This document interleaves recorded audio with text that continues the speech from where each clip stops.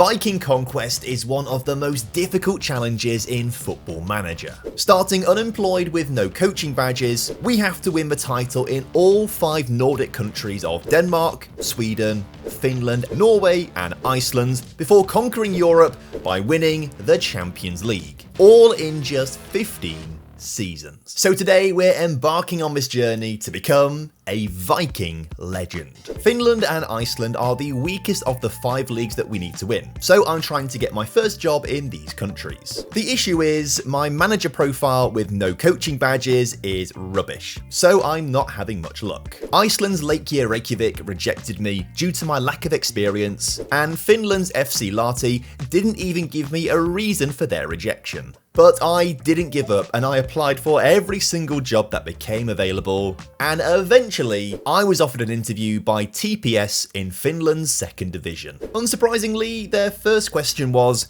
why am I in the running for so many jobs? So I told the chairman I was merely considering my options, trying to make him think that I'm in demand. They also asked me if I planned on sticking at the club for a long time. The truth is, I'm going to move on as soon as possible to try and get a job where I can win a league title, but they don't need to know that. So I lied through my teeth and promised them that I'll be here for the long haul. Now we just need to wait for the club's response. And sure enough, my blatant lies fooled the club's board and they offered me the job, which I accepted. TPS are currently 6th in the table with 8 games to go. Because of the weather, the Football League in Finland is played through summer and they break over winter. And this is also the case in Sweden, Iceland and Norway.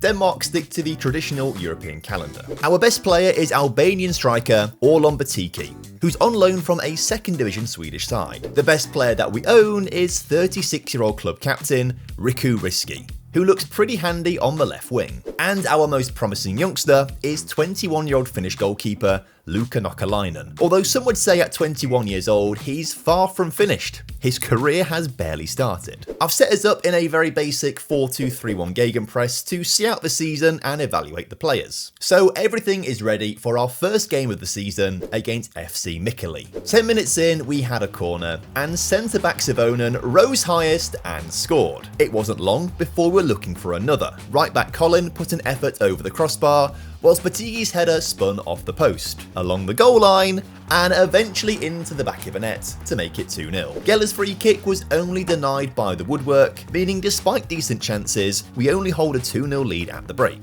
Mikkeli were given a chance in the second half when a slide challenge placed the ball in a perfect spot, but they couldn't hit the target, which ended up being the best chance of the half. We only managed 1 shot in the second half, so it's a good job we scored our goals in the first half. Okay, not a bad effort for our first game of the season. It's just a shame it's not going to count for anything really. That's because with 7 games to go, we're 13 points away from the playoff spots. So although Orlon Batiki went off in those 7 games by scoring 8 goals, it didn't matter because we aren't going to go up and we're not going to go down. Instead, I was pretty sad thinking that we have to replace Batiki over winter because he's only in on loan. We ended the season in 4th place, 10 points away from the playoff spots. It does feel harsh given that we only played 8 games, but that is the end of season 1.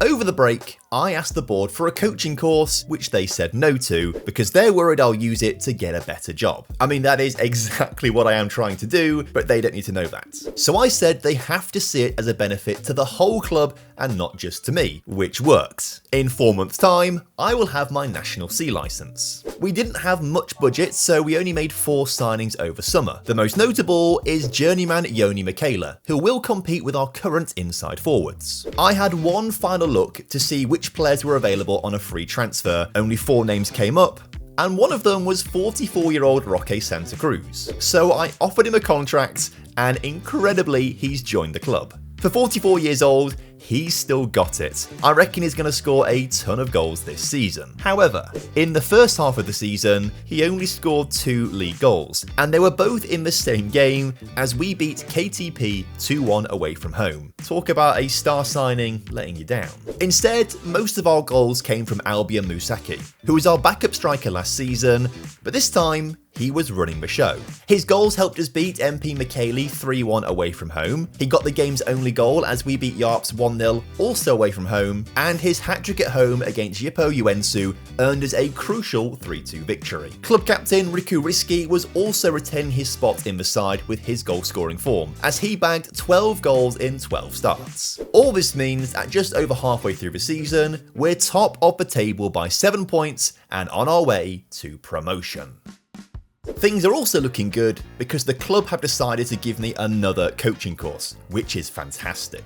In the second half of the season, we continued, for the most part, winning games, with Risky, Musaki, and increasingly Roque Santa Cruz scoring goals. We did suffer a few draws here and there, and we even lost to VPS, who I'm assuming are our big rivals because we're called TPS, in the Cup semi-finals. But it means with 5 games to go, we have an 11-point lead, so victory in our next match could mean we win the title if results go our way. Less than 60 seconds into the game, we got our wish, as we worked the ball to right back Hagstrom, who banged in a goal to give us an early lead. 3 minutes later, we were super lucky not to extend the lead when we hit the crossbar from distance. But Roque Santa Cruz didn't let us down from close range, as he scored a point-blank header. And then 32 minutes in, despite a good first save, it was harder for Risky to miss the follow-up than score, which was fortunate because our opponents, Kappa, were able to pull one back just before half-time, so at least we still have a 2-goal cushion at the break. Better still, second place KPV Coca-Cola was still drawing 0-0 at half-time, but went 1-0 down in the 55th minute. Kappa had another decent chance, crossing the ball into the middle, and scored a second goal, so I was pretty happy to see that KPV Coca-Cola had gone 3-0 down in their match, and there was no chance of a comeback there, or in our match. We hold on to win 3-2 and win the second division title to earn promotion. Champions, champions, ole, ole, ola. We are going up, say we are going up. Santa Cruz is magic, he wears a magic hat, and if you throw a brick at him, he'll subscribe to the TomFM channel. So with promotion to the top flight secured, surely a big club is interested in hiring me. But at the start of Season 3, there's only one second division Icelandic side with an open job. So for now, we're going to stick at TPS. Seeing as we're stuck here, I convinced the board to send me on a 3rd coaching course to get my National A license. Our manager profile is now looking pretty good. If we can have a good season, there's surely no reason a big club would turn me down. So we need to sign plenty of talent if we want to make waves. We snapped up 19-year-old right back Santeri Rompanen from PKKU at the end of his contract to be our new starter in that position. 19-year-old Adrian Lardo left Hammarby at the end of his contract and joins to be an attacking threat from the centre of midfield. But our best signing is 19-year-old attacker Duyoli Nzoko, after he left FC Inter Turku, who are going to be our rivals this upcoming season. 2 more permanents and 2 more loans mean we have a full competitive team this season. The pre-season preview had us in 4th place,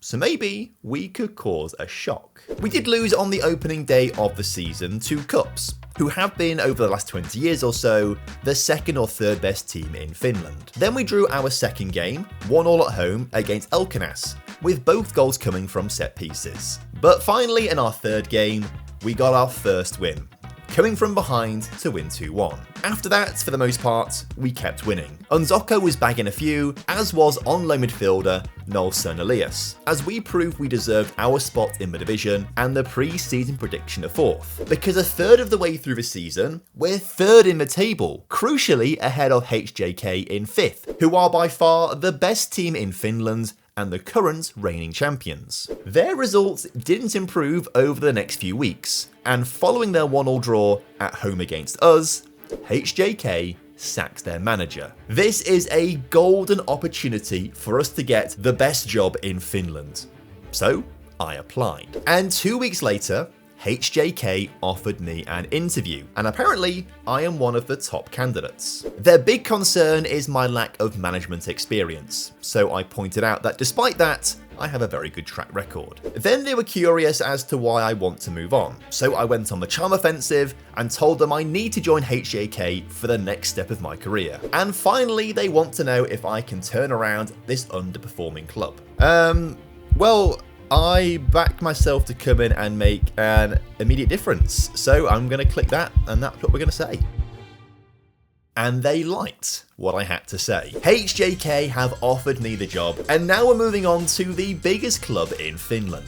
Our most notable player is Timo Pukki, although at 37 years old, all of his physicals have completely dropped off. So our best player, on the other hand, is probably Lucas Lingman, who plays in midfield, and I'm going to make him our playmaker. With 14 games still to play this season, we're only 9 points off the top, so it's not impossible to win the title from here. We're setting up in an attacking 4-2-3-1 to get on the front foot and make the most of our players, who are for the most part the best in the league. Thanks to 2 penalties from Timo Pukki, we won my first game in charge 2-1. Then we had to rely on a late goal to see off Elkenes IF as 3-2 winners, before needing another late goal in another 3-2 victory against Ilves, who have one of the coolest club logos I have ever seen. They weren't convincing wins, but they were wins nonetheless. And after those 3 games, the players got used to our tactic a little bit more, and the wins started to become more convincing, like a 6-3 win against KPV Kokkola and a 4-1 win over Arsehole.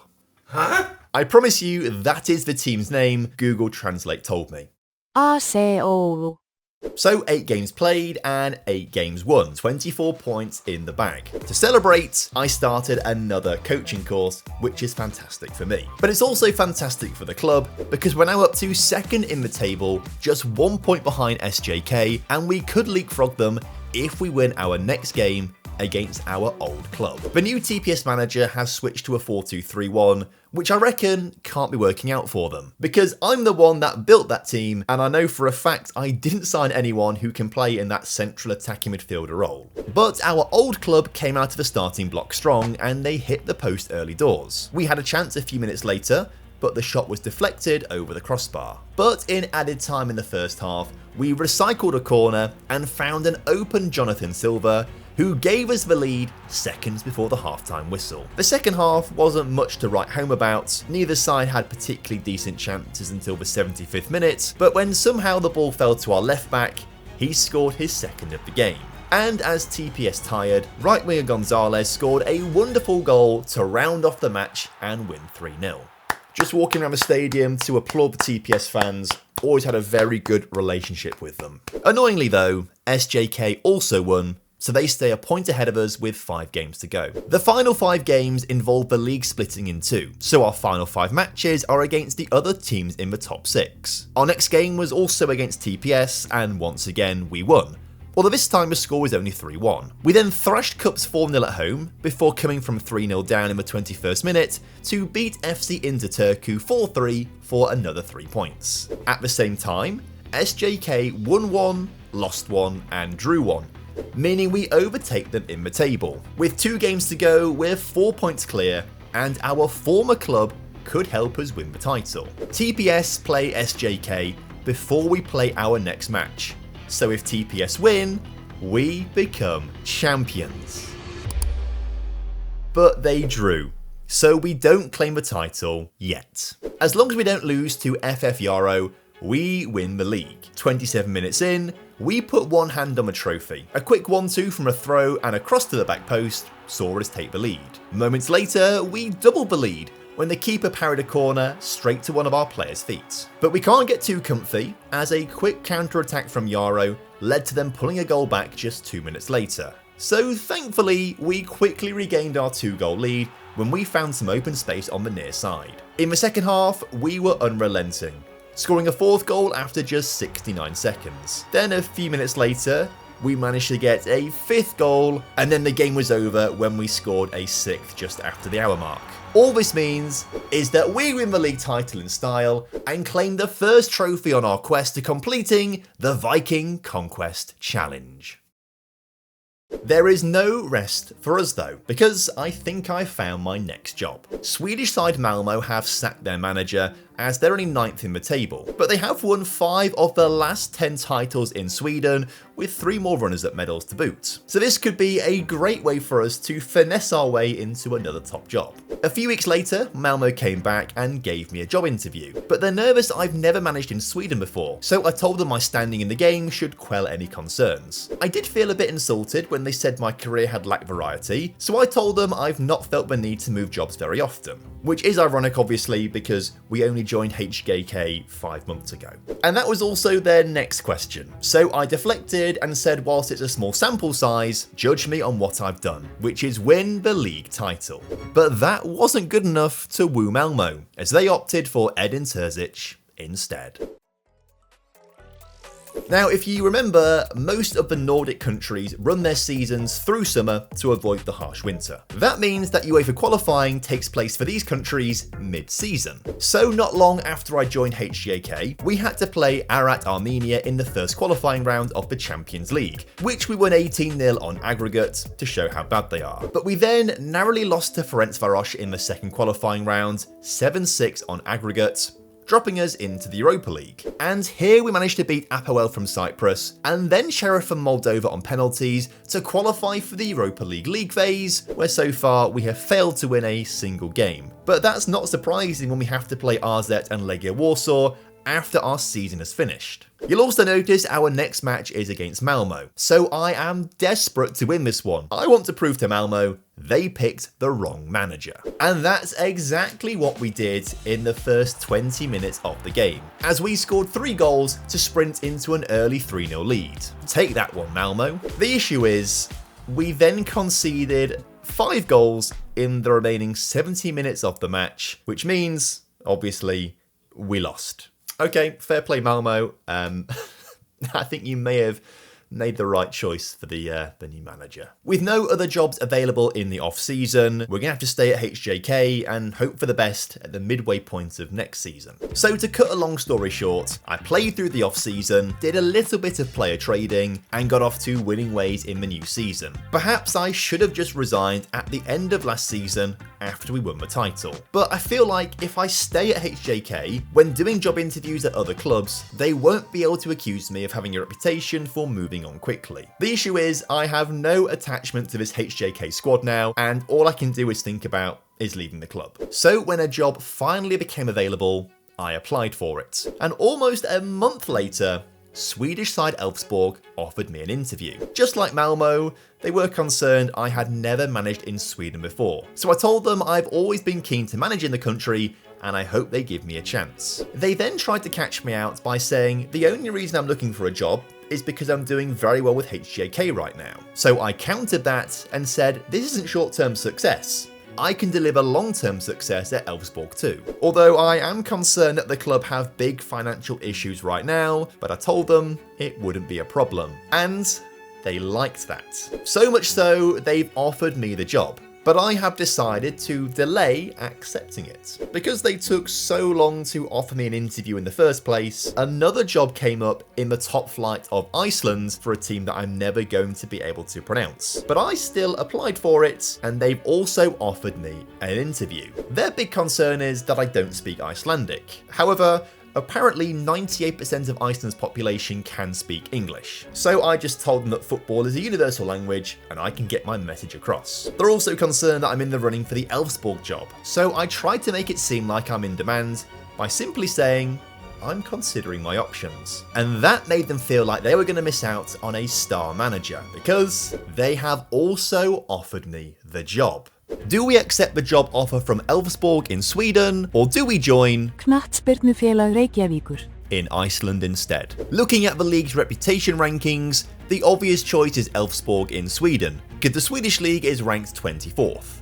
But given Iceland is the lowest ranked league that we need to win, doing it now and getting it out of the way might be ideal. So I've been wrestling with this decision for a long time, and I have finally made my mind up.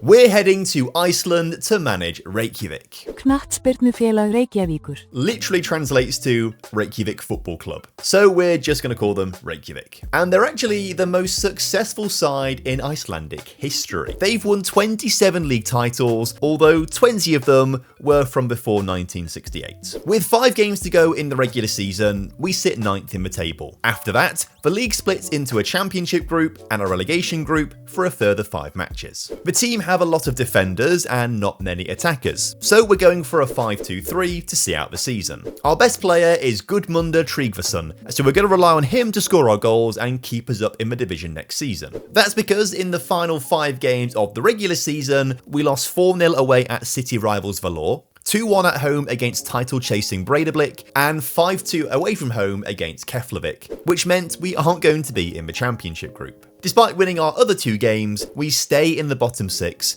and we now have to fight against relegation. Although with a 9-point gap to HK and only 5 games to play, we should be safe. This is where star player Tryggvason came into his own. He scored against HK in a 2-1 win away from home and got the game's only goal against other city rivals Fram. He also scored against UMF Selfoss, which helped us top the relegation group table, which I guess isn't really much of an achievement. Over the winter, we signed up 6 players on free transfers who had been playing at other teams in Iceland before then paying £37,000 on 2 players from Norway. Swede Dion Krasinski signed from Lyn 1896 in Norway to compete with Tryggvason up front. But I am most excited about Charles. He's a Brazilian centre-back who looks like a set-piece threat with 17 jumping reach. He started his career in Brazil, but moved to an Icelandic second division team for 2 seasons, and now he's here with us. And with all of these new players, we've been given a pre-season prediction of 4th. But despite our improved squad, we could only draw 0-0 on the opening day of the season. So our first win came against city rivals Valor 3-0 at home, laying down a marker for the season. As Tryggvason was so good for us last time out, he got the nod to start the season, and he scored goals in a 3-2 win against Íþróttafélagið Þór, a brace in a big 2-0 win at home against the mighty Knattspyrnufélag Akureyrar, and then he got the game's only goal as we won 1-0 against Íþróttabandalag Vestmannaeyja. Maybe the board had a point when during my interview they were concerned I couldn't speak Icelandic. It is quite difficult. But we also suffered a 1-0 loss away from home against FH, and then a heavy 4-0 defeat at the hands of league leaders Breidablik. But at the halfway point, we're 3rd in the table and in a strong position. However, the second half of the season didn't go quite so smoothly. We drew 4 games, which obviously hindered our progress. Without Tryggvason scoring equalisers in multiple matches, it really could have been a lot worse. We did suffer 2 losses. Breidablik came from 2-0 down in the first half to end up beating us 3-2 by scoring an 87th minute winner, extending their lead over us at the top of the table, while Stjarnan beat us 2-0 to then overtake us in the table. That means by the end of the regular season, we dropped down to 4th place, which is still in the championship group. We're just going to need a lot to go our way if we want to win the title. And things didn't go our way. We lost 4 of our 5 championship group games as the season fell apart at the end. But at least we didn't bottle things quite as badly as Breidablik. They lost to Vikinga, which meant after being top of the table since game week 8, they lose the title at the very end. We stay in 4th and claim a Conference League spot.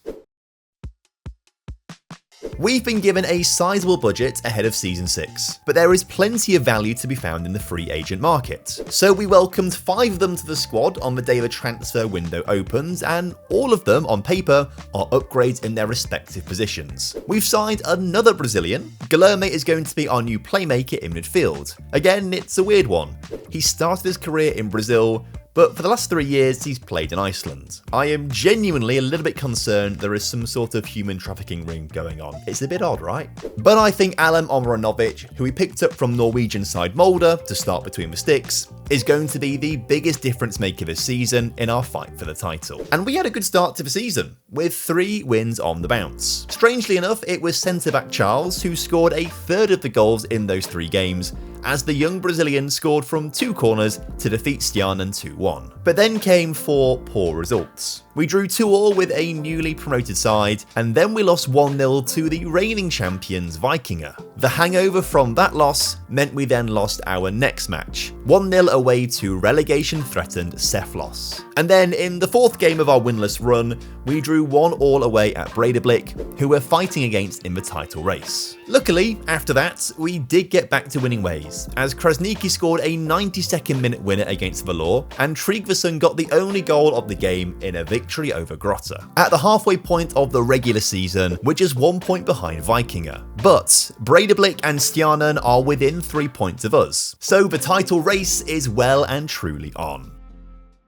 So when we travelled to Stjarnan late in June, we knew we had to win. Thankfully, We scored 4 goals past them to collect all 3 points in a 4-1 win. We also scored 4 past Breidablik, which was pretty fortunate because they scored 3 themselves. Our 4th goal was very lucky as it came in the 94th minute of the game. But we couldn't beat Valor Reykjavik. After beating them 2-1 earlier on in the season, our city rivals wanted to put us in our place and they smashed us 6-3. We also lost 2-1 to another relegation-threatened side. This time, it was Íþróttabandalag Vestmannaeyja. But most frustratingly, we drew 0-0 with 2 newly promoted sides, where we had a combined 38 shots on goal. So with the 5 games of the championship group to play, we're 6 points behind Vikinga and will need to win every game just to stand a chance of winning the title. We managed to win our first game of the championship group,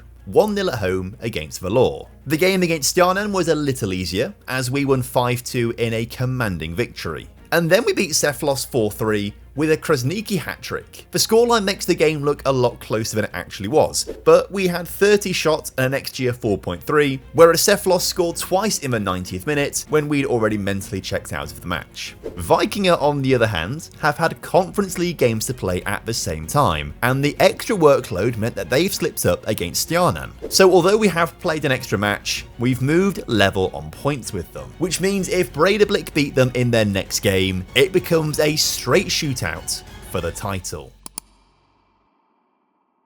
And Breidablik did us a huge favour. So if we now beat Vikinga in our next match, we move 3 points ahead with 1 game to play. Vikinga were up for it. 2 minutes in, they found themselves through on goal, but Omranovic did what he was signed to do and made a huge save. At the other end of the pitch, we almost scored a fluke goal as the board was cleared into Krasniki's face, and then we just missed the target from a corner routine. But Vikinga were also coming close. This free kick was inches away from finding the back of the net. Okay, so I'm gonna thrash my arms and tell the boys I am far from pleased from what I've just seen. Okay. That looks to have worked pretty well, actually. I think we're going to win the second half. But early in the second half, Vikinga were the team coming close. The low header went just wide of the post. The best chance of the game fell to us late on, as Logason's effort from the edge of the area was parried away by the keeper in the final chance of the match. We drew 0-0, and now we need Vikinga to lose on the final day of the season. They have a way superior goal difference, so if we both win, they're going to claim the title. We have to beat Breidablik, and we need Valor to do us a huge favour. So thankfully, we didn't waste any time getting in front. Just 2 minutes in, a wonderful ball through to Krasniki resulted in an even more wonderful goal, which was ruled offside. With no VAR, we'll never know how close it was. So we kept fighting. 30 minutes in, a cross into the middle was cleared, but not effectively, and the looping header goalwards beat the keeper, but not the crossbar. However, we might not need to score, because Valor are beating Vikinga 1-0 thanks to an own goal. So at half-time, as it stands, the title will be ours. But we want to win. So 2 minutes into the second half, Jonsson went on an incredible box-to-box run, carrying the ball the entire way, laying it off to Gerson, who gave us the lead. This was very handy, because as it turns out, after we went in for our half-time break, Vikinga scored a 48th minute penalty to level the scores up there. So we really can't risk drawing this match, and just 2 minutes later from a throw-in, we crossed the ball to the far post and got ourselves a second goal. But even better for us is Valor scoring at the same time to go ahead in their match. So we put our bodies on the line to protect our lead, blocking a Breidablik corner on the goal line to prevent them getting back into the match. But we can also stop them doing that by scoring a third. An absolute banger from the edge of the area to make it 3-0. Now all we need to do is pray that Valor can hold strong and stop Vikinga. Which they did. Vikinga could only draw the match, which means we go 2 points ahead and claim the Icelandic title, winning the second trophy of the challenge. So it's time to look for another job in either Sweden, Norway, or Denmark. Amazingly, the best job available is at Malmo, so I'm going to try my luck there for a second time. But this time, they didn't even give me a job interview. They flat out refused me. Genuinely, I had visions of completing this challenge at Malmo, avenge their Champions League final loss in 1979 to Nottingham Forest, and finally get them over the line to win a Champions League. But they just don't want me to be their manager, so I feel like we are now sworn enemies. After being unsuccessful, I decided to resign as Reykjavik's manager to fully focus on the job search. But with no more jobs likely to come up until the start of next season, we've got quite a while to wait. In fact, it took until July the following year for some jobs to become available. Rosenborg have been underperforming in Norway, so I applied. And just 8.5 hours later, they offered me an interview. Their big issue is, I can't speak Norwegian. But again, 80 to 90% of the country speak English, so I don't think it's a huge issue, and I use the line about football being a universal language. They're also concerned I haven't managed in Norway before, so I said I have plenty of winning experience in other countries. And they also took issue with the fact that I've been unemployed for months, which isn't really my fault because no jobs came up. So I told them I was just waiting for the right club. Rosenborg think they are the right club, and I have accepted their offer, and we're now managing in Norway. We're just over a third of the way through the season and sit in the relegation playoff spot. We have an insanely good centre-back in club captain Alexander Kjellson, and he's far and away our best player. But we also seem to be very stacked in attack. Pau Victor is our star advance forward, and I'm hoping he's going to be the man to score big goals for us. We also have Brazilian Weverton, who can play alongside Pau Victor as a deep-lying forward. But I'm also keen to get young Brazilian Vitor Hugo playing as a shadow striker behind them both for a triple threat attack. So I've set us up in a very attacking 4-3-1-2 to try and turn the team's fortune around, which the board are also helping with as they send me on a 6-month coaching course. It turns out this new formation is perfect for this side, and our front three are working in harmony. Although Weverton was the only one of the three to score in my first game, a 3-0 win over Kristiansund. Pau Victor scored his first goal for me as we beat Kongsvinger 3-2, and then Vitor Hugo scored a brace as we thrashed odds 5-0 at home. But a real highlight for me was when all three scored past Sarpsborg as we beat them 3-0. Hugo got the first, Pau Victor scored the second, and Weverton finished off the job in the 91st minute. But things weren't perfect. We did lose to some of the better sides in the division. Viking had our number in a 3-1 defeat, Bodo Glimt then thrashed us 4-1 in our own back garden, and Molde did just enough to defeat us by 2-1. But after starting 14th in the table, to end up in 6th place and only 8 points away from the title shows how much of a turnaround we made at the club. Next season, I'm expecting us to be challenging for that title.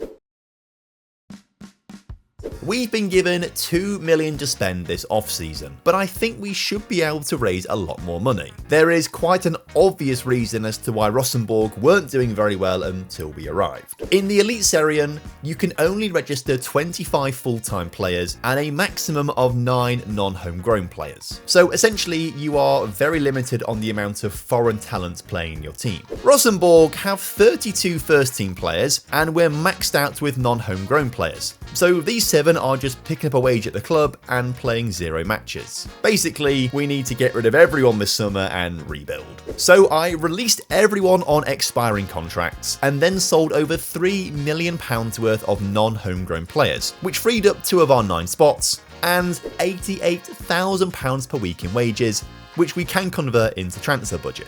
Sadly, we then did lose Alexander Kjellson for a deal worth up to $7.5 million after the board felt it was too good to turn down and accepted it on my behalf. We also promised Weverton that he could leave the club if a bid of £4 million came in for him, thinking it would never happen. But it did, and off he goes to Palmeiras for a deal worth up to $5.5 million. So although we have lost some stars, we have made a lot of money. and we now have a war chest to be able to rebuild this team with. To replace Alexander, Preben Elshau comes in from Sarpsborg for 1.4 million to play at left centre-back.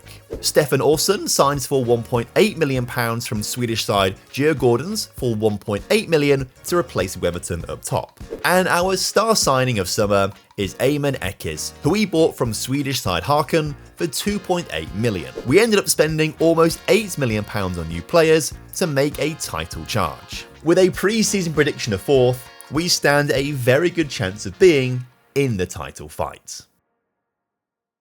We won 5-0 on the opening day of the season against Strømsgodset, with new signing Ekes and Orson both getting braces to introduce themselves to the Rosenborg fans. Pal Victor then got his season underway as we beat Tromsø 2-0 away from home. Orson was keen to be our top goal scorer. He got the game's only goal as we beat Raufoss, and then got on the score sheet in a huge 3-2 victory against title rivals Bodo Glimt. But Pal Victor also wanted to be the top scorer, and he scored in the 94th minute in a 3-0 victory against Brann. So after 5 games, we had 5 wins. But that all came to an end when Viking beat us 1-0 at their place. The hangover from that result meant we then drew our next match 3-3 with Sarpsborg, who are battling against relegation. Luckily, we did get back to winning ways, with Brazilian Vitor Hugo finally getting his campaign up and running, meaning all 3 of our attackers are now in the goals. And thanks to their efforts,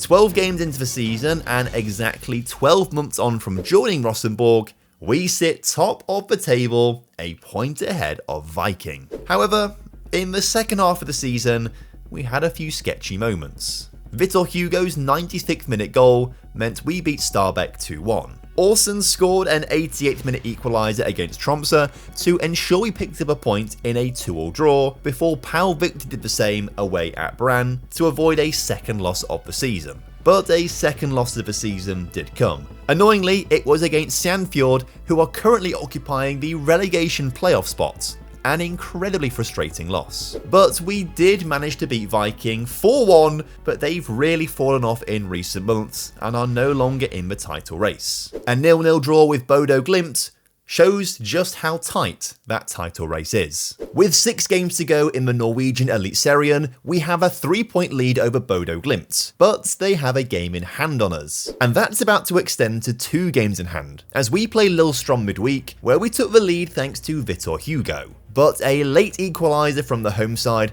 meant the points are shared, creating an opportunity for Bodo Glimt. In their first match, they beat Odds 3-1, meaning they're 1 point behind us. So if they beat Viking, they go 2 points ahead.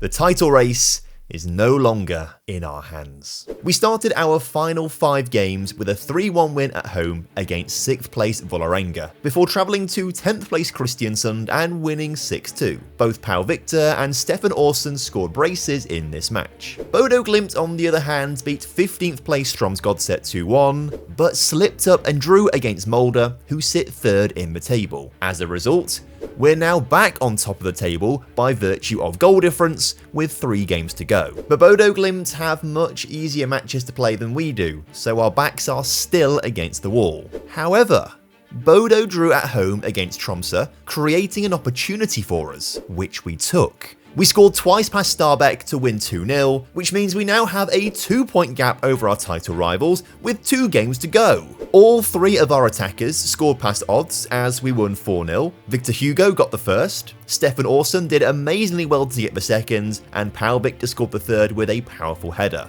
But Bodo also won, taking the title to the final day. So as long as we avoid defeat against Molde, the title is ours. But Molde are 3rd in the table and only 8 points behind us. However, we were up for it, and less than 60 seconds into the match, we were advancing forwards quickly, finding Pal Victor, who somehow missed the target. Not to worry though, because just a few moments later, Orson had a chance to get a shot away, and he hit the post. But the third time is always a charm. 5 minutes into the game, we worked the ball into the penalty area, found Pal Victor, and he gave us the all-important lead.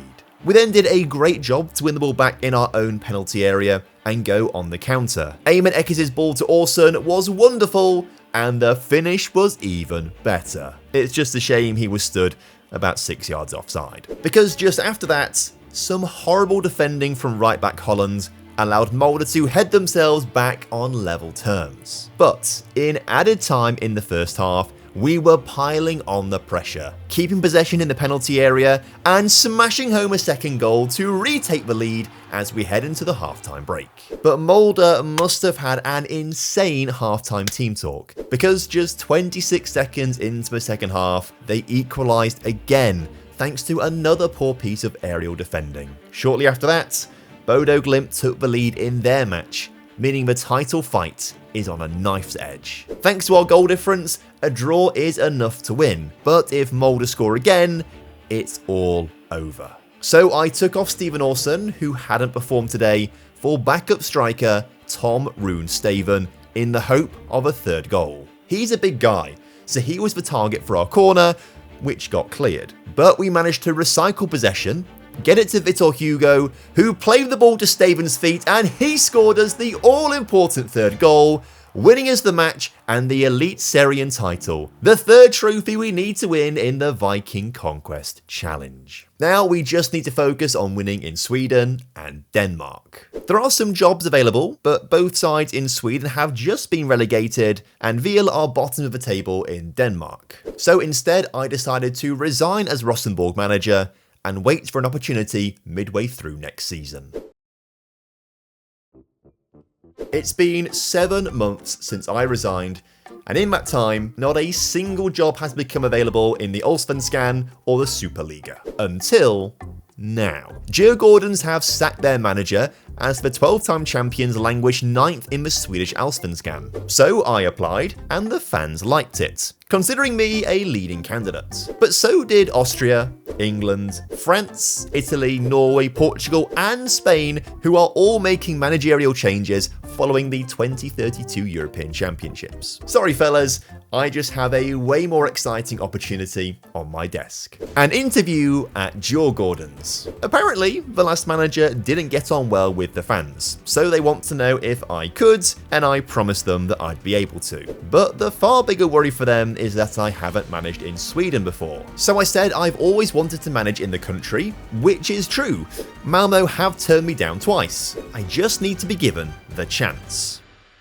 And they gave me that chance. I signed the contract, and I am now the manager of Djurgårdens. But it might not be for very long. When Djurgårdens sacked their manager, they were 9th in the table. But the caretaker has done a very good job in the meantime. Because as I join, we're 4th in the table, 1 point off the top with 13 games to go, in one of the most insane title fights I have ever seen. Just 6 points separate first from 11th. If we get the formation and tactics spot on and hit the ground running, we could be in with a chance of winning the title this season. Filip Raspor is currently the league's top goal scorer, so he needs to be the focal point of our attack.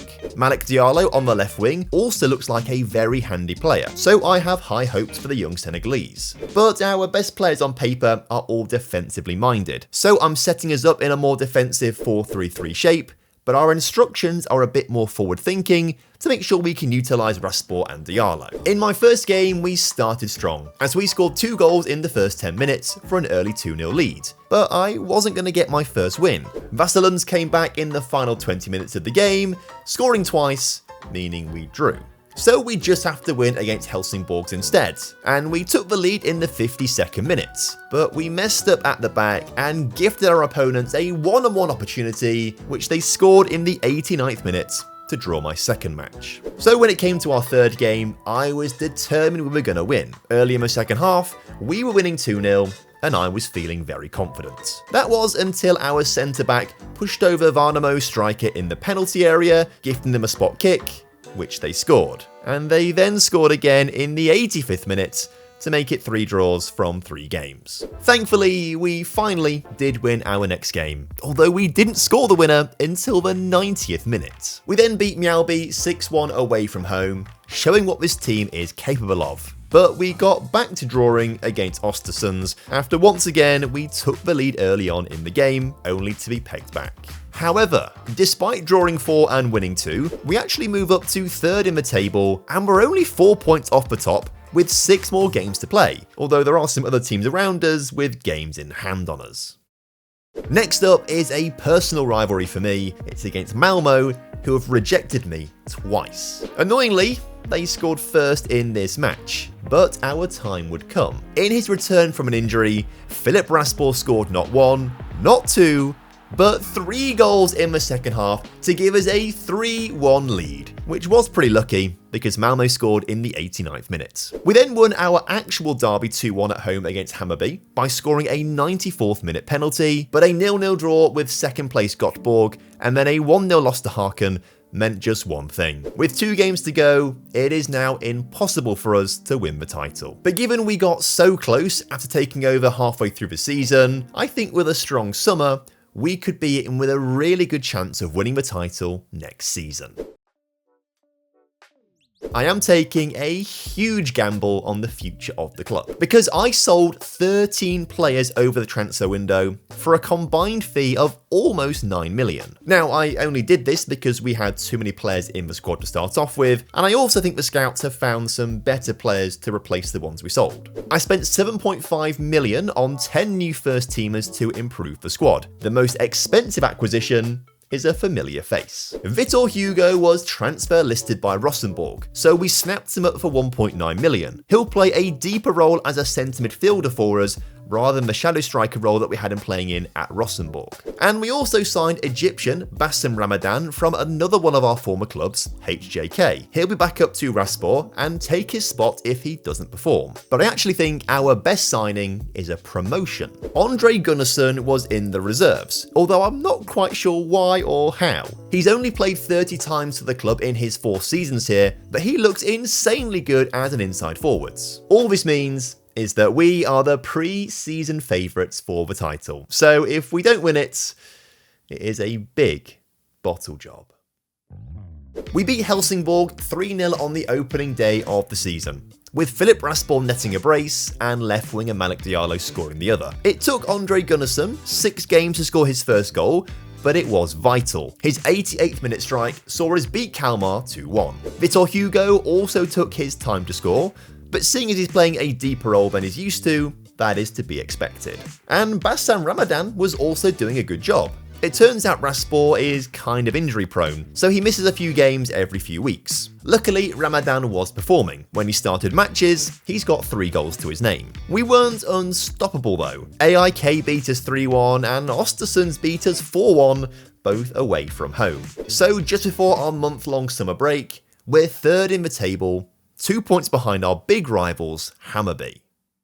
Frustratingly, we lost to Hammarby after the break 1-0, but this had a net positive effect on the team. Andre Gunnarsson took the loss personally, and as a result, he went on a scoring spree. His goals helped us beat Vasselens 3-0, AIK 5-0, Sandvikens 3-2, and Holmstad's 2-0 as we chased down Hammarby in the league table. The other winger, Diallo, was also scoring plenty of important goals. He got the goal that took us ahead and eventually beat Kalmar 4-2. We won 8 games in a row after the Hammarby defeat, until Malmo beat us 3-1, which then led to us drawing 3-3 with the reigning champions Häcken. But our good form has taken us top of the table with 5 games to go. We're 2 points ahead of Hammarby in 3rd and a point ahead of AIK with a game in hand. We started our final run of the games by beating GAIS 2-0 away from home. We then survived a late comeback from Östersunds to just win the match 2-1 and keep the wins coming. Göteborg were much easier to beat luckily, as Raspor and Gunnarsson both scored braces as we dismantled them 6-1. So we've done amazingly well to collect 9 points from those 3 games. The issue is, Hammarby have completely matched us. They remain 2 points behind us with 2 games to go, but we could win the title in our next match. Because we're playing Hammarby next, and if we win, we'll be 5 points clear with 1 game to go. 5 minutes in, right-back Maestro advanced down the far side of the pitch, but his cross was just dealt with before Raspor could unleash a shot. The clearance fell to our players and we could recycle the ball to continue our attack, playing it down the near side, threading a pass through to Raspor, who hit the post. Undeterred, we kept persisting. Diallo had plenty of space to run into and cleverly got past his man, found Vitor Hugo, whose deflected shot met the back of the net. Things only got better for us 32 minutes in when Hammarby striker Yusuf Arabi went straight through our player and was given a straight red card. With their main goal threat gone, we now had to extend our lead. Left back Carlson did well to put a low cross in the middle, and once again Vitor Hugo was there to deliver the goods. At the break, we hold a huge 2-0 lead and have one hand on the trophy. The second half, by contrast, was really tame. Very few chances were shown as highlights, as we cruised to a 2-0 Derby Day victory,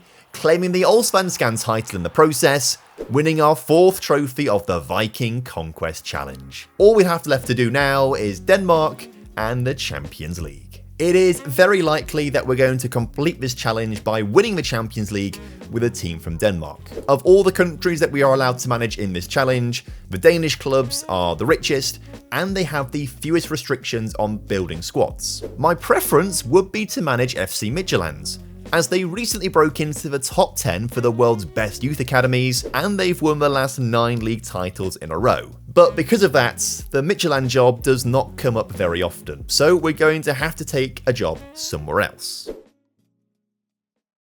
The only job available right now is at FC Nordsjælland, so I've applied and they came back offering me an interview. We went through the usual rigmarole. They're concerned I haven't managed in Denmark before, why do I want to leave Djurgårdens after being so successful there, and can I maintain a good dressing room atmosphere? I entered them all in my usual cocky manner, and it worked. They offered me the job, and we've now made it to Denmark. The Superliga is the only league in this challenge that follows the typical European calendar, so we actually joined 17 games into the season, and we're bottom of the table. You could argue that this is still technically season 10, but given we have completed 10 full seasons at other clubs, this is now season 11, and we have just 3.5 seasons left to win this division and the Champions League. The team isn't great. Our best player is Danish winger Kasper Kappenberger, and even then, he's just a pace merchant. I'm also really concerned that our best striker, Christopher Appelgren, only has 5 finishing. So to see out the season, I'm putting us in a default 4-3-3 wing play formation to try and avoid relegation. My first game in charge didn't go well, as we lost 4-1 away from home to relegation rivals Randers, giving them vital points in the battle to avoid the drop. We did have a glimmer of hope when we beat 4th place AAB 1-0 at home, only to then have our spirit crushed by Brøndby, who are also in a relegation battle with us. Thankfully, we won our next 2 games as we beat Lyngby 4-1 at home with a Christopher Appelgren goal, and he also got the first goal in a 2-0 win against Esbjerg. Both of these teams are in a relegation battle with us, so these 6 points were mega important. This brings us to the end of the regular season, where we've just climbed off the bottom spot. The league now splits into 2, with the top 6 fighting for the title, whilst the bottom 6 fight to avoid 2 automatic relegation spots. We now play the other 5 teams home and away, and we got off to a terrible start. We lost to Randers 4-1 for the second time, but this time the match was at home. Luckily, we did get revenge over Brøndby by winning 3-1 at their place as Appelgren scored again. However, we then suffered back-to-back draws against OB and Lyngby, keeping us well and truly in the danger zone. A desperate 1-0 win over Esbjerg thanks to Appelgren gives us some temporary respite as we just climb out of the bottom 2. After the first 5 games, we're now 2 points clear of the relegation zone, but it could very easily turn bad for us. And we missed the opportunity to go 5 points clear of Randers as we drew 0-0. But we did pick up 3 incredibly important points as we beat Brøndby 2-0 at home. However, we then almost lost to OB. Right back Navarro tripped up the OB attacker in the penalty area, and they scored the resulting penalty, and we were staring down defeat. But in the 93rd minute, a powerful header earned us a crucial point, because with 2 games to go, it keeps us a single point ahead of the relegation zone, as 5 teams still aren't safe from the drop. If we get relegated, this would be detrimental to our chances of completing the Viking Conquest challenge within the 15-season time limit. First up, we have Lyngby, who scored 80 seconds into the match. Thankfully for us, our striker, Christopher Appelgren, pulled one back to make it 1-1 heading into the half-time break. And just 2 minutes into the second half, right winger Taniguchi put us in front, taking us closer to safety, only for Lyngby to now pull back on level terms just 7 minutes later. And then disaster struck, as we failed to clear a corner and the home side took the lead as we're heading towards a terrible defeat. But in the 93rd minute, we had a chance from distance and hit the post. Luckily though, Taniguchi came to the rescue and scored the rebound to ensure the points are shared. However, we fall to 4th as Esbjerg beat OB and Brøndby beat Randers, meaning the only thing preventing us from being in the relegation zone is Taniguchi's 93rd minute equaliser and our goal difference. So the only way to guarantee safety is by beating Esbjerg on the final day of the season. We had the first chance of the game as we played the ball through the half space to Taniguchi, but he couldn't keep his effort on target. So instead we tried to create a chance down the far side of the pitch, but the cross was cleared and suddenly Esbjerg were on the counter, racing towards our penalty area. They switched the play to the near side and thanks to some good footwork, opened up the space and scored. Things only got worse a few minutes later when a ball down the near side led to a cross that our keeper dropped and Esbjerg scored a tap-in. So heading into half-time, we're losing, whilst Lyngby are drawing, dropping us into the bottom 2. After giving the boys the hairdryer treatment at the break, we start the second half strong, as a shot from distance grazed the crossbar. But Esbjerg were doing a great job of nullifying us. Every time we did get a chance to score, their keeper made a great save. Time was running out, and the challenge was getting tougher, especially when Esbjerg scored a third. And with Lyngby now 5-2 up in their match, the inevitable was happening. We got relegated. Wow, that's tough. I feel so deflated.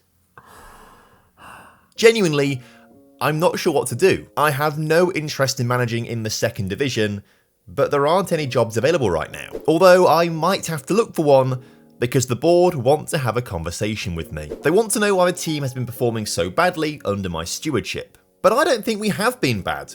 We've lost just 4 games since I joined the club, drawing 5 and winning 6. So I tried to convince the board it looks worse than it actually is. And they said they're going to give me the benefit of the doubt and don't sack me yet. But now I have to deal with all of these players who want to leave the club because we've been relegated. So this is going to be a long summer. Summer started with another meeting where they wanted to talk about dropping Christopher Appelgren, and if I didn't turn up, I'd be sacked. Basically, they want the striker dropped, so to save my own job, I agreed with them. In fact, I actually went on to sell him just to be on the safe side, along with £13 million worth of other players who also wanted to leave the club. This allowed me to spend £4.3 million on 30 new players for the side. Damir Kovacevic is maybe the best player we've signed over summer, and he's going to be our new striker. He was on loan at Randers last season from Inter Milan, but left Inter at the end of his contract, so he's hopefully going to fire us up to promotion this season. If he doesn't score, then his strike partner and fellow Austrian, Niklas Ziegler, should be able to get a few goals on our route back to the top division. To fit all our players together, we're going for a lopsided 4-4-2. To make the most of Taniguchi, who signed a new contract over summer to be our inside forward. Then we need to use the pace and crossing of Kappenberger, who we did try to sell in summer, but no one wanted him, on the left of midfield to try and keep some balance with our 2 strikers. We are heavy favourites to win the title this season, so let's try and get through this quickly. Both of our new strikers were scoring as we dominated against the second division sides, winning most of our matches by huge margins. We did actually draw a couple of games, but they're nothing to worry about in the grand scheme of things. However, we're only a single point ahead of Randers, who are having an equally great season as they also look to get back into the top flight at the first time of asking. Now, I am having so much fun managing FC Nordsjælland right now because we're winning, but we can't let that distract us from our ultimate goal of completing the challenge. So I have spotted that AGF have sacked their manager, and this might be the perfect job. They are underperforming as they sit 11th in the table right now, but according to the preseason preview, they're favourites to come third, so they must have a pretty decent squad. So I'm thinking we get that job, turn the season around and start to push next season for winning the title. But they didn't even give me an interview, so that's not going to happen. We're sticking with FC Nordsjælland. We continued routing every team in our path, with Kovacevic and Ziegler continuing to smash the goals in. By the end of the regular season, we're 9 points clear at the top, and so far ahead of third place, we're already guaranteed one of the 2 promotion spots. Just like in the top division, the league splits into 2, with the top half fighting for the title. To be fair to them, Randers did keep pace with us and kept us waiting longer and longer to mathematically claim the title. A 2-1 loss to Kolding, which was our first loss of the season, actually moved Randers slightly closer to us. But a 1-1 draw with Randers with 3 games to go meant we had a big enough points gap to claim the second division title and get back to the Superliga. We kick off the new season by starting my final coaching course, the Continental Pro License. That should lead to a nice boost in my attributes to help us win the Champions League. But before we can do that, we need to win the Superliga. Our modest budget of 2.8 million might not be enough to win the title this season, but I knew we weren't going to have much money, so I've put the groundwork in already. My strategy this season has been to scout young players with expiring contracts at big teams like Barcelona and Real Madrid and PSG. And using that strategy, we have pulled off 2 massive coups. We beat RB Leipzig to the signing of Ayman Yildirim, who was released by Bayern Munich over summer. On paper, the right back might just be our best player, and at 20 years old, he still has plenty of room to grow. But even more bewilderingly, we beat PSG, Villarreal and Porto to the signing of Francisco Gonzalez, who was let go by Real Madrid over summer. He's a 20-year-old centre-back, but I think we might be better off using him as a defensive midfielder because his physicals aren't quite up to scratch. I reckon the only reason we got these 2 players is because I've promised them to be star players, and I think at the other clubs they'd be squad players at best. We sold a few other players to raise a bit more cash, and that meant we could spend 3.7 million on other new players. The best of the bunch that we paid for is Stefan Zender, a 19-year-old winger from Frankfurt, who will replace Taniguchi on the right-hand side, who left on a free transfer over summer. And now I feel super invested into this team. So much so, I think the only reason we end up leaving is if the Copenhagen or FC Midtjylland jobs become available. But given they've only had 2 managers across the entirety of this save file, it is very unlikely that those jobs are going to become available. We're also changing formation this season to a 4-2-3-1. As I think we need to be quite gung-ho in our approach to making the top 6. We're 5th in the pre-season preview, but because we have no European football, I reckon we could make a push to the top 3. The season couldn't have started better for us. Left winger Kasper Kappenberger scored in a 2-1 win against Copenhagen and in a 3-1 victory against AAB. Damir Kovacevic then got our 3rd goal in a huge 3-1 victory against FC Midtjylland before Stefan Zender scored his 1st goal for the club against OB. Things went a little downhill after that as we drew 0-0 with Randers, 2-2 with AGF and Vile, before then losing 2-1 away at Lyngby. But despite a few dropped points, we're 3rd in the table halfway through the regular season, just 4 points off the top spot. We then drew level on points with Copenhagen when we beat them for a 2nd time this season. This time we won 4-3, after being 3-2 down in the 87th minute. A brace from Kovacevic in the closing moments saw us clinch the victory. We weren't so lucky against Midtjylland though. This time they beat us 3-2 for just our 2nd loss of the season. Kovacevic kept us winning a majority of our other games though, helping us secure victories by scoring a brace in a 3-0 win over OB and another brace in a 5-2 demolition job of Randers. So by the end of the regular season, we've leaped for Copenhagen into 2nd place. We don't stand much of a chance of bridging the 8-point gap to Midtjylland, but we need to hold on to 2nd place because only the top 2 teams get a Champions League spot. But We only won one of our first 5 games in the championship group, as we beat Randers 1-0. We lost 2-1 at home to Copenhagen, and drew the other 3 games, which puts us in a dangerous situation. We're now just 2 points ahead of Copenhagen in the battle for second place. But we managed to push away from them by beating them 3-1 at their place. Copenhagen followed that up with a couple of draws, whilst we won instead. And by the end of the championship group, we're comfortably 7 points clear of them in second place, securing a spot in next season's Champions League. We are now so much closer to completing our objectives of winning the Superliga and the Champions League, but with 2 seasons to go in the challenge, is it actually possible?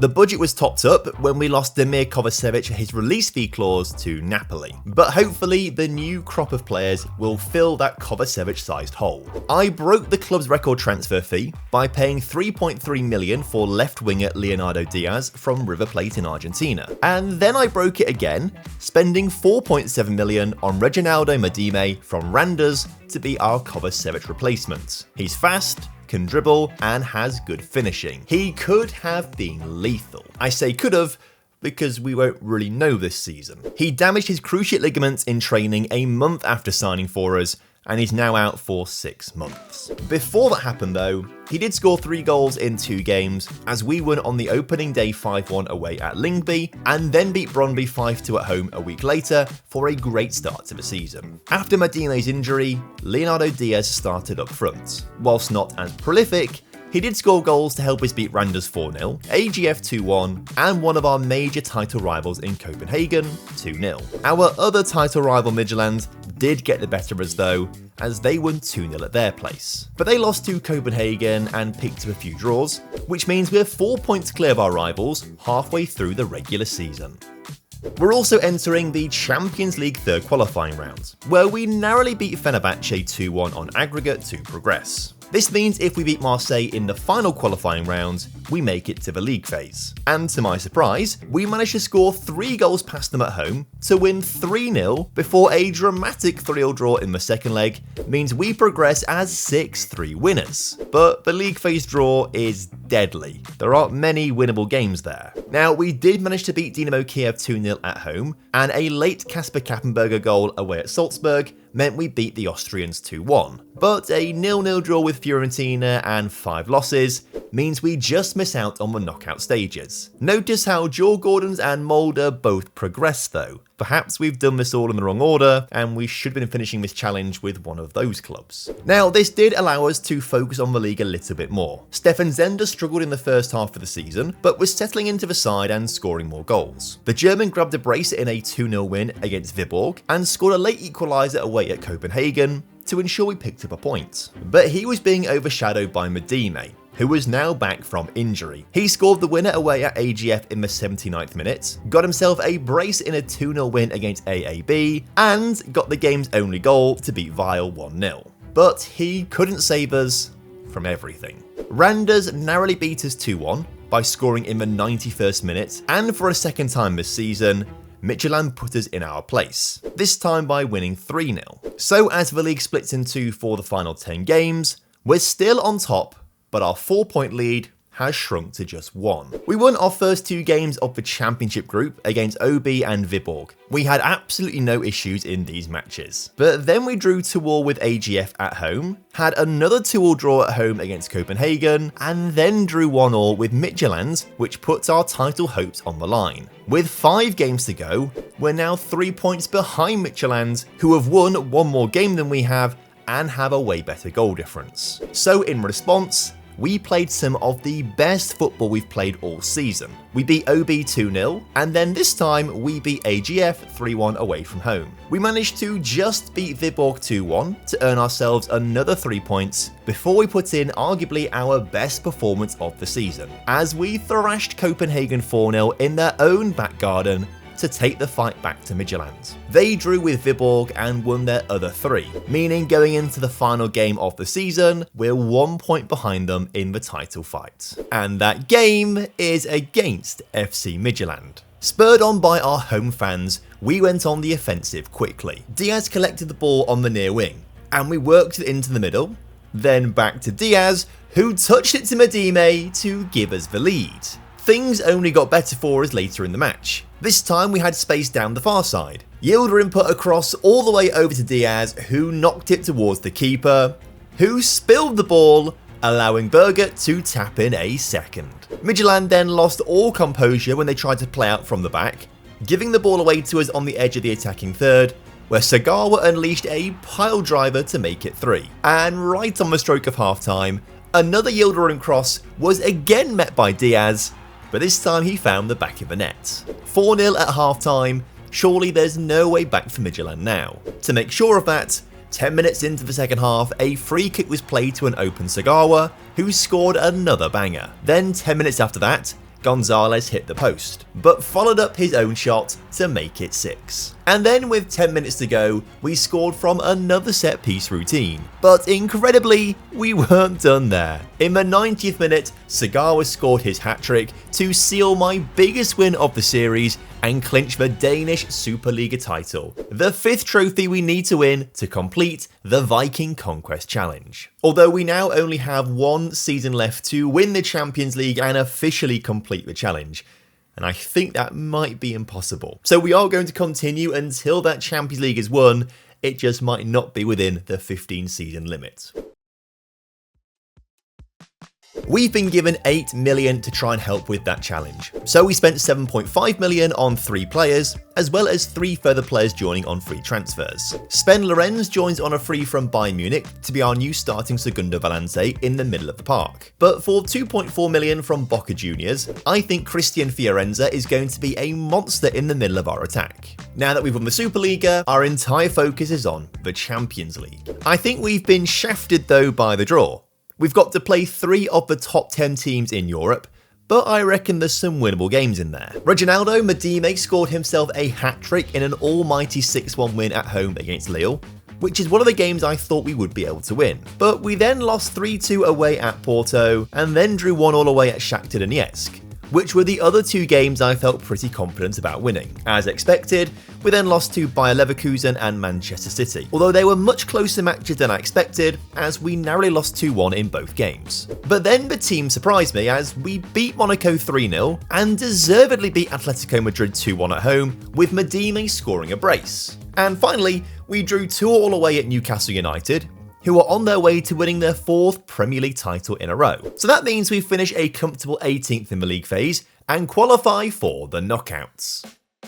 In the playoff round, we're up against Barcelona, and Leonardo Diaz scored just 3 minutes into the match. But despite having 16 shots to Barca's 9, their extra quality shone through as they scored twice in the final 20 minutes of the game to win the first leg 2-1. And again in the second leg, we created more chances with 12 shots to 9, but Barca were the only team to score, winning 3-1 on aggregate. Which does mean we have failed the time-based element of the Viking Conquest challenge. But we are going to keep going until we win that Champions League. By the end of the regular season, we're in another title fight as we sit 4 points behind Midtjylland in the league table. But a season-ending injury to Madime killed our chances of claiming the title for a second season in a row. A loss to Midtjylland and to AGF, as well as a few draws, meant we never really got close to challenging for the top spots. We finished second in the table, but at least that's still good enough for a Champions League place next season.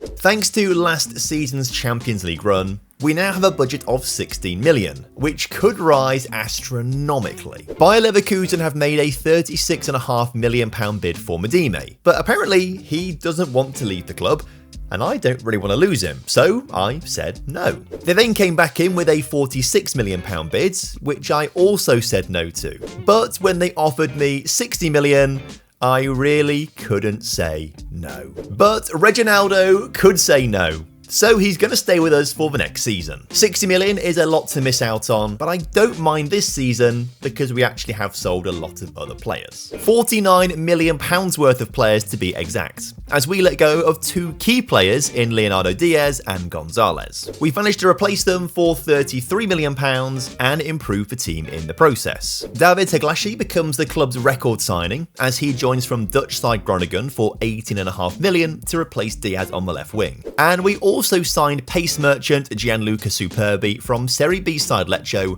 to play second fiddle to Madime when he inevitably gets a third long-term injury. Of course, we did partly sign him for his name. A goal scorer called Superbi is just chef's kiss. As we only came second last season, we enter the Champions League third qualifying round. Here we're up against Lyon, and the main man Reginaldo Madime scored a hat-trick in the first leg, which helped us to a 6-3 victory over the French on aggregate. It means we have to play Ajax in the final qualifying round, where we scored 2 goals, 82 minutes apart from each other, to win the first leg in Amsterdam 2-1. We then played out a narrow 2-2 draw back at our place to squeeze past the Dutch 4-3 on aggregate and make another Champions League phase. Here we're getting to play some former rivals, and we've been drawn against AIK, Vikinger and Molde. Madime scored the only goal of the game against Molde, as we just beat the Norwegians. When we welcomed AIK, the Swedes took the lead on the stroke of half-time. Thankfully though, Gianluca Superbi scored a superb goal past our former goalkeeper Daishi Ito to make sure we drew the match. But when we travelled to Iceland, it was Vikinger who came out on top, as they beat us 1-0, so not exactly the results we were hoping and expecting. It got stranger though, because we then beat AC Milan 4-0 at home, with Superbi scoring a brace, and then we travelled to Leverkusen and beat Bayer 2-0 really convincingly. A loss to Porto and draws with Bayern Munich and Chelsea rounded off a very topsy-turvy Champions League phase. This left us 16 in the league phase table and making the knockouts of the tournament. But we've been drawn against FC Midtjylland in the playoff round, 2 Danish sides against each other. But in the first leg, our rivals ran away with a 2-0 victory, and we're staring down another early exit. But Reginaldo Madime scored himself a hat-trick in the first 17 minutes of the second leg to put us in front on aggregates, only for Midtjylland to level things up in the second half, taking the game to extra time. But Madime said, "No worries lads, I've got this," and he scored twice more in extra time to see us progress as 5-3 winners. In the round of 16, we've been drawn against Liverpool, who took the lead at our place 30 minutes in. But in the second half, that special boy Madime scored twice to win us the first leg 2-1 and give us a massive chance of reaching the quarterfinals. But at Anfield, Liverpool proved to be too strong, winning the match comfortably 3-0 and knocking us out. But we did make progress this season, and that's all you can ask for. As for the league, at the end of the regular season, this time it's us and Copenhagen in the fight for the title. But after beating Copenhagen 4-1 in the championship group, we had the advantage for the rest of the title race, and Copenhagen actually dropped off, losing a few games and drawing it some others. So in the end, we win the title by 6 points and qualify directly to the Champions League phase. With 26 million to spend this summer, we need to sign some cracking players to keep progressing in the Champions League. However, it was a quiet summer, as we only sold Sagawa for 15 million and brought in 3 players for 31 million pounds, with Pip and Bene being more rotational options. Antonio Terreo, on the other hand though, is going to start ahead of Zender on the right wing, as the perfectionist inside forward is on paper a huge upgrade. It's another mixed bag of fixtures in the Champions League, where we'll play against another former rival in Hammarby, who we just managed to beat 1-0 thanks to David Teglashi. We also managed to beat RB Salzburg 4-0, as youth academy prospect Brian Bannis scored, as well as beating Getafe 2-0 at home. Then we got some really impressive wins over Bayern Munich and Juventus, as we beat both of the Champions League giants 2-1. But we miss out on a top 8 spot by a single point thanks to losses to Villarreal, PSG and Benfica.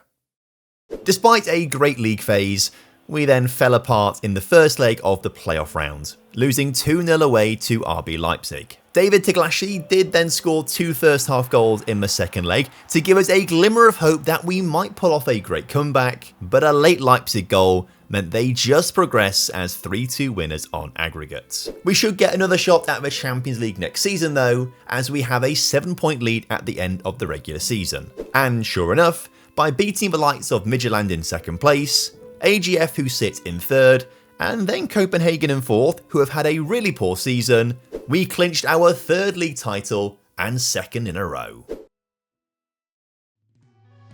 We only have 13 million to spend in season 18, so we need to do some selling. And we said goodbye to £112 million worth of players to fund a big summer of spending. We poached 20-year-old centre-back Morten Andersen from rivals Midtjylland for just £13 million.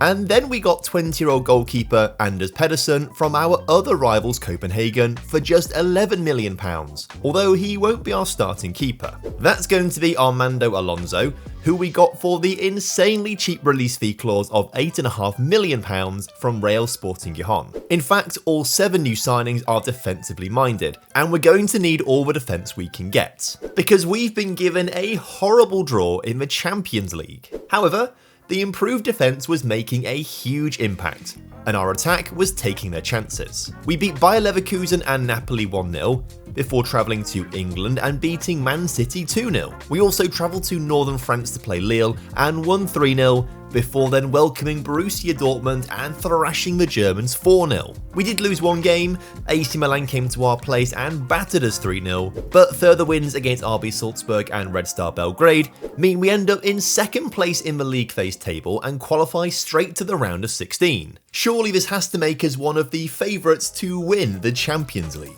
Things were going our way when we went to Madrid and we beat Atletico 1-0 in the first leg of the round of 16. But then it all fell apart when they came to our place, scoring either side of the half-time break to win the tie 2-1 on aggregate and knock us out. This is so frustrating because we were so good in the league phase and I felt like we had such a great opportunity to go and win the whole thing, and we've thrown it away. Luckily, we won all but one of our regular season games in the Superliga, so we're going to be able to try again next season. We did end up losing to Midtjylland in the Championship group, but given the 18-point lead that we had, it didn't matter. We win the title and we broke the league's points record by 2 to make it 3 in a row. With just 27 million to spend this summer, is that enough to take us to the Champions League title? We spent 21 million on Hayati Tufan, the only summer signing we made to improve our attacking midfield in the hope of scoring just a couple of extra goals to help us get further in the Champions League. After our performance in the league phase last season, I'm hoping we can do the same again with a much weaker group of teams to come up against. Antonio Terreo scored a brace as we beat Astana 4-0 at home, and he also scored the winning goal when we beat Feyenoord 2-1 in Rotterdam. David Teglashi scored our first goal against Monaco before we subbed him off for Brian Bannis, who scored our third goal to win 3-1. Bannis then scored twice in the first 15 minutes against Stroms Godset as we beat them 3-0 in Norway. And we can't forget about Reginaldo Medime, who scored a 91st minute winner to beat Freiburg 3-2. We did lose 2-0 to Real Madrid, despite having more shots, and we had goalless draws with Athletic Club and PSG. But that was enough to finish 7th in the league phase and go straight to the round of 16. That's twice now we've finished in the top 8 of the Champions League. Surely this makes us one of the best teams in Europe. We thought we'd been given a kind draw against Benfica in the round of 16, especially when we scored 6 minutes in, but by half time, we were 2-1 down and staring down a big away defeat. However, Benfica brought down Bene on the edge of the penalty area, leading to Morten Andersen slotting home a penalty. Deglashi then gave us the lead in the 87th minute, before summer signing Tufan scored in the 95th minute to give us a very important extra goal. In the second leg at our place, we scored 4 first half goals, which was lucky, because in the second half, Benfica scored 3, meaning we do progress, but only as 8-5 aggregate winners. So for the first time ever, we're in the quarterfinals, and we're against Man City, who we beat last season pretty convincingly. And just 20 minutes into the first leg, we had a 2-goal lead thanks to Bene's piledriver and Fiorenza's close-range effort. City did pull one back, but we defended well and emerged as 2-1 winners. At our place, there was only one goal. Luckily, it was Christian Fiorenza's goal, which meant we win 3-1 on aggregate and move to the semi-finals to take on Liverpool, who did beat us 4-2 on aggregate in the round of 16 3 seasons ago. So we were preparing ourselves for a tough first leg at Anfield. But what transpired was perhaps the performance of the entire series, as we thrashed Liverpool 5-0 in front of their own fans, showing no mercy as we got revenge for the defeat 3 seasons prior. The second leg wasn't quite as explosive, but goals from Taglashi and Bene meant we won 2-0 on the night, and incredibly, 7-0 on aggregate. Now all we need to do is beat PSG to complete the challenge. We drew 0-0 with them earlier in the season, and with 10 shots and a higher XG, you could argue we were the better side. So I'm going to say heading into the final, we are the slight favourites. I just hope our players didn't treat the Liverpool semi-final game as our cup final. So as we step out onto the Camp Nou pitch, we have a chance to create history and complete the Viking Conquest Challenge. 50 seconds in, we were on the front foot, working the ball across the edge of the attacking third. But Benny spotted the run of Torreo, whose first time effort beat the keeper and gave us the lead. Just 60 seconds later, we were once again on the attack, as Fiorenza threaded the ball through to Bene, who was stopped as he was about to shoot. But we kept possession and had a shot, only for the ball to bounce to safety off the woodwork. Taglashi then picked up the ball from a throw-in and drove into the area, only to be tripped up, and the referee awarded us a penalty. So up steps Anderson, who had his effort saved. In what was the last highlight of the half, we head into the break 1-0 up. We created more chances early in the second half, when left-back Rotter had his effort saved, but PSG were careless in possession and gifted the ball back to us. Medime advancing, but his shot could only find the crossbar. But luckily, we didn't need another goal. We held PSG to just 2 shots all match, and our goal 60 seconds in was enough to win the match and the Champions League for FC Nordsjælland, completing the Viking Conquest Challenge. If you enjoyed this adventure, I know you're going to love the Glory Hunter Challenge. Here I've got to win Europe's top 5 leagues and their cups, as well as all 3 European competitions. Click the thumbnail on screen to find out how I got on and if I could complete that challenge within the 20 season limit.